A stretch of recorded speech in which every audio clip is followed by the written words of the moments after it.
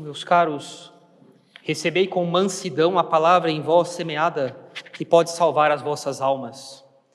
Quando São Tiago escreveu essas palavras aos fiéis há 2000 anos, ele não podia imaginar que, passados tantos séculos, seriam tão necessárias hoje quanto foram necessárias na sua época.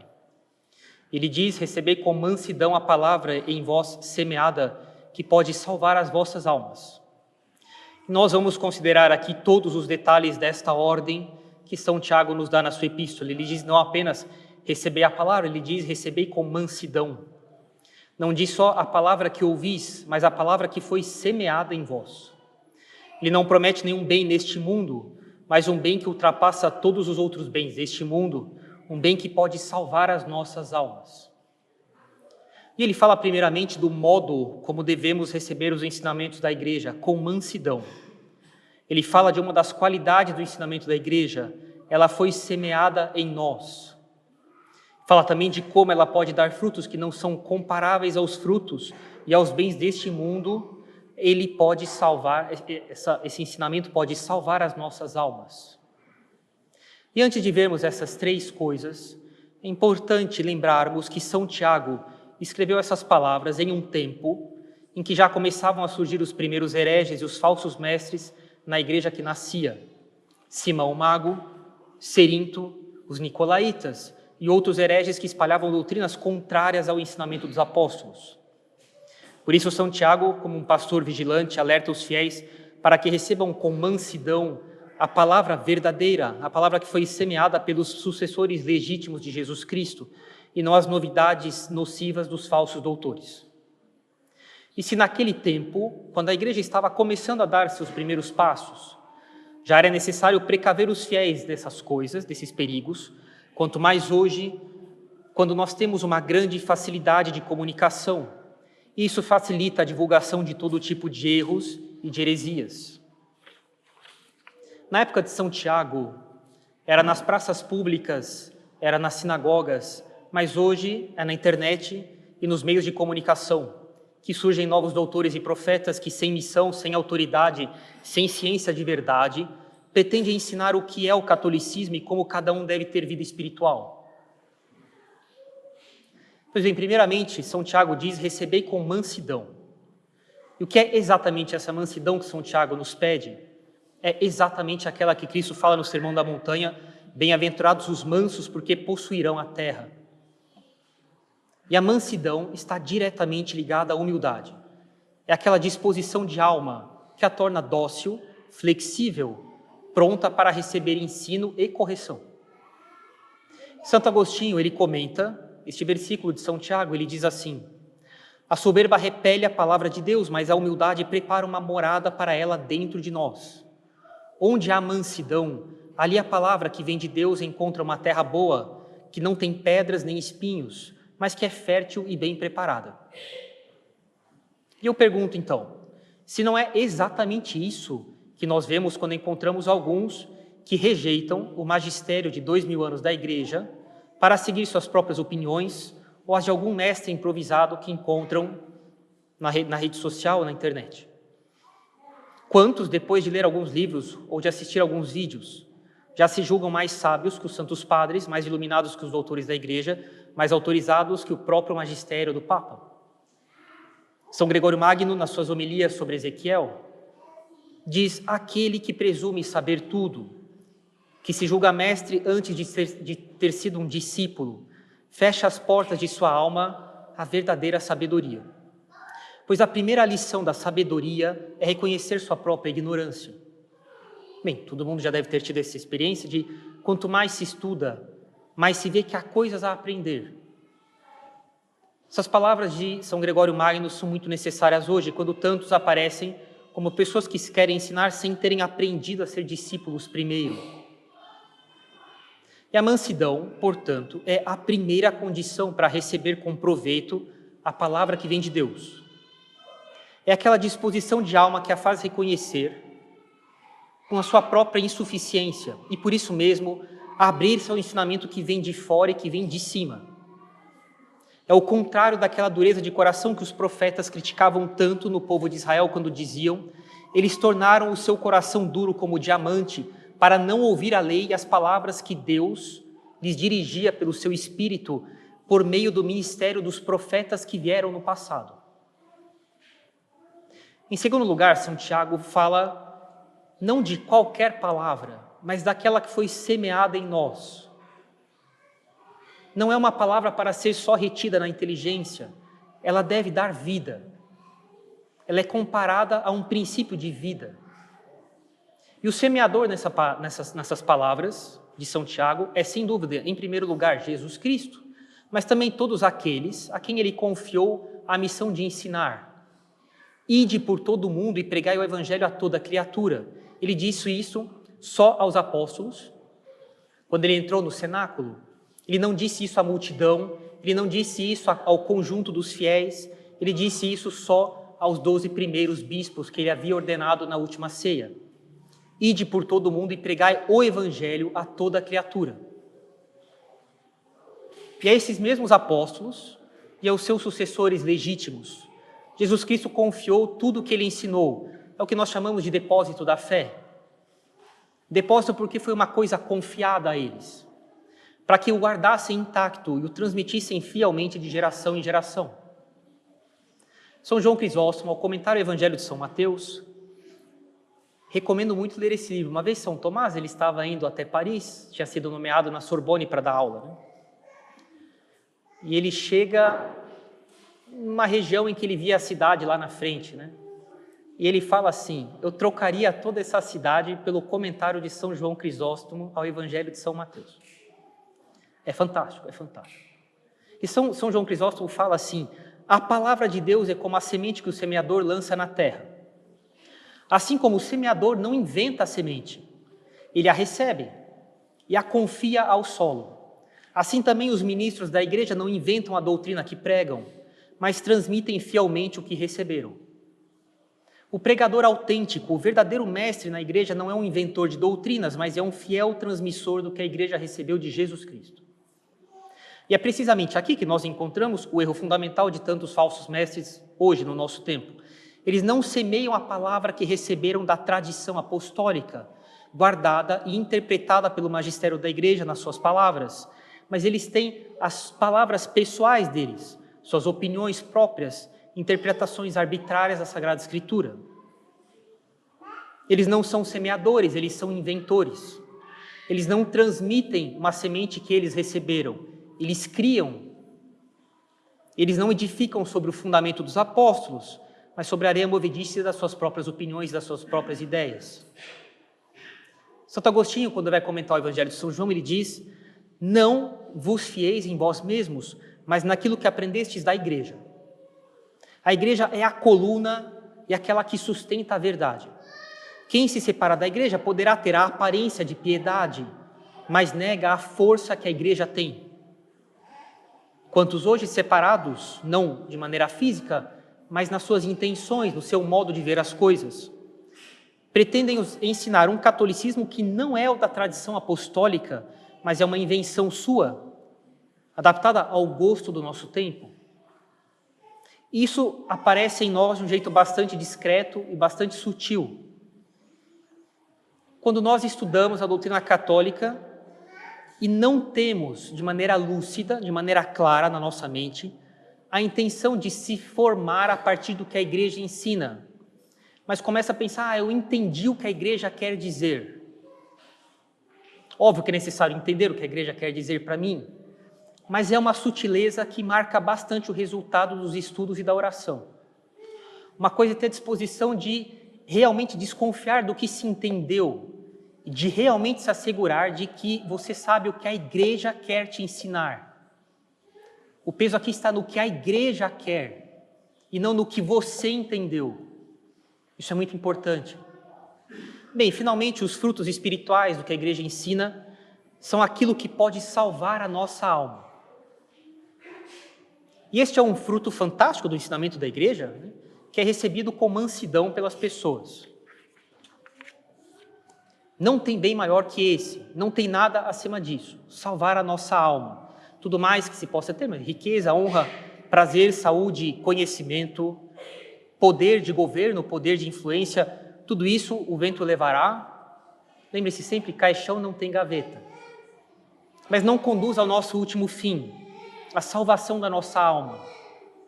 Só tem alguma coisa que pode levar à salvação da nossa alma? A doutrina revelada por Jesus Cristo. É por isso que São Tomás falou, eu trocaria essa cidade aqui pelo comentário de São João Crisóstomo ao Evangelho de São Mateus, que ele pensava na salvação da alma dele. E São Gregório Magno, ao comentar o livro de Jó, ele diz assim: de que serve ao homem conhecer todos os caminhos da salvação, se despreza o caminho que ele tem que seguir?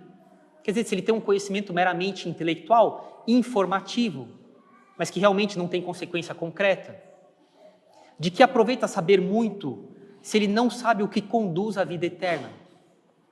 Não é uma questão de saber bastante coisa, de uma quantidade de conhecimentos religiosos, mas a qualidade de adesão.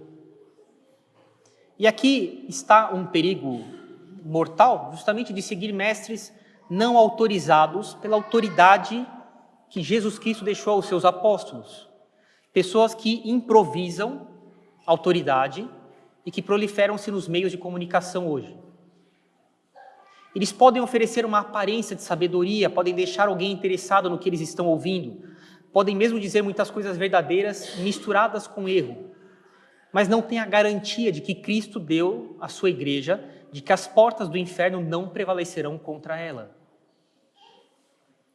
São Tomás tem uma citação espetacular na Suma Teológica, ele fala assim, que ao ouvir Jerônimo ou Agostinho, São Jerônimo ou São Agostinho, ao ouvir Jerônimo ou Agostinho, se dá crédito à autoridade que a igreja deu para eles, e não à pessoa deles.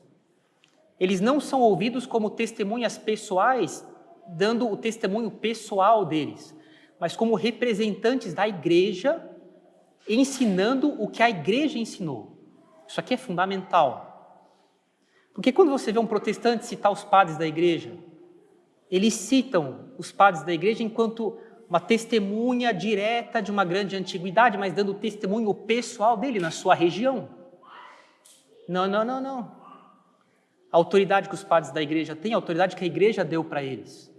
Isso aqui um protestante não tem como entender. Não existe igreja, cada um faz o que quer.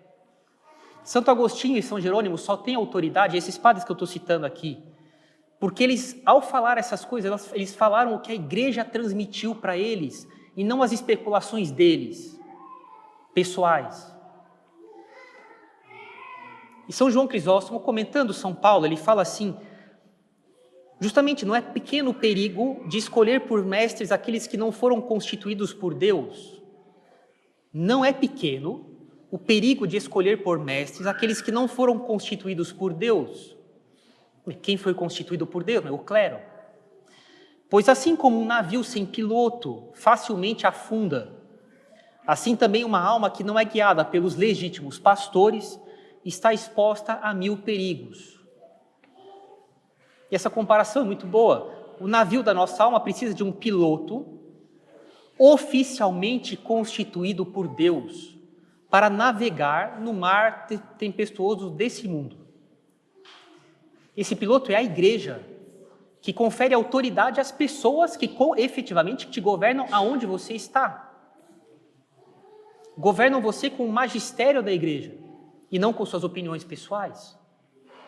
Mas alguém dirá, como distinguir nesse tempo de confusão a verdadeira doutrina da falsa doutrina? Como saber quem fala com autoridade e quem fala por conta própria? E a resposta, meus caros, está na própria palavra que nós estamos meditando. Recebei com mansidão a palavra que foi semeada, recebida por quem tem direito de semear. A verdadeira palavra é aquela que foi semeada pelos apóstolos e pelos sucessores, que são os trabalhadores escolhidos por Jesus Cristo para ensinar sua doutrina às pessoas. Doutrina que se encontra no depósito da fé, que é o conjunto do que Jesus Cristo ensinou e confiou à igreja, que é ensinado pelo magistério da igreja, magistério que deve ser recebido conforme os graus de assentimento que o próprio magistério da igreja ensina quais são. Alguns são infalíveis, muitos são prudenciais, são dados agora e devem ser seguidos de maneira prudencial até que a autoridade legítima da igreja tenha uma segunda avaliação sobre a situação. E que não engaja aqui sua infalibilidade. E se não há infalibilidade, existe uma evidente e manifesta afirmação contrária à fé ou à razão natural. É possível, nesse ponto, retirar seu assentimento. O próprio magistério ensina isso. Santo Agostinho, num dos seus livros, era contra os donatistas. Os donatistas, eles eram muito severos contra as pessoas que haviam apostatado e que queriam voltar para a igreja. Eram muito severos, diziam, não pode absolver. Uma vez que a pessoa apostatou, é inferno garantido. Né? Mas eles também diziam que um sacramento não era válido se o sacerdote dava o sacramento em pecado mortal. Vocês podem imaginar quantas angústias vocês teriam. Porque vocês não têm como saber se um padre está em pecado mortal ou não. Pelo menos não de maneira habitual. Se o padre cometeu um pecado que ninguém sabe. E aí você vai lá e se confessa com ele. E se ele está sendo absolvido? O padre está em pecado mortal, então eu não estou sendo absolvido. Era o que os donatistas falavam. Um bispo em pecado mortal, ao ordenar uma pessoa, não ordenava. Ao ser batizado por uma pessoa em pecado mortal, você não era batizado. Mas Santo Agostinho combateu isso aqui com toda a sua força. Né? Isso foi condenado pela igreja também. E num dos livros sobre os donatistas, ele fala assim: eu não acreditaria no evangelho se a autoridade da igreja católica não me levasse a isso. Vejam só, ele era um grande doutor, ele era uma pessoa brilhante. Lembre-se, ele tinha sido o superior da escola de oratória do Império em Milão. Ele não era uma pessoa trivial, ele não era uma pessoa comum. Santo Agostinho era muito inteligente. Ele submete a sua inteligência à autoridade da igreja. Ele não diz, acredito na igreja porque eu concordo com os ensinamentos dela. Mas vocês querem exemplos modernos de hoje em dia? O conservador, que é antifeminista porque concorda com o que a igreja ensina sobre isso. Mas o resto do que a igreja ensina ele não abraça direito, não. O anticomunista, que apoia a igreja, porque ele concorda que a igreja seja anticomunista. Senão ele também criticaria a igreja, se por absurdo a igreja fosse comunista. Porque ele concorda com o que a igreja falou para ele. Senão, ele não apoiaria a igreja. E é isso aqui que nós precavemos com frequência, vocês.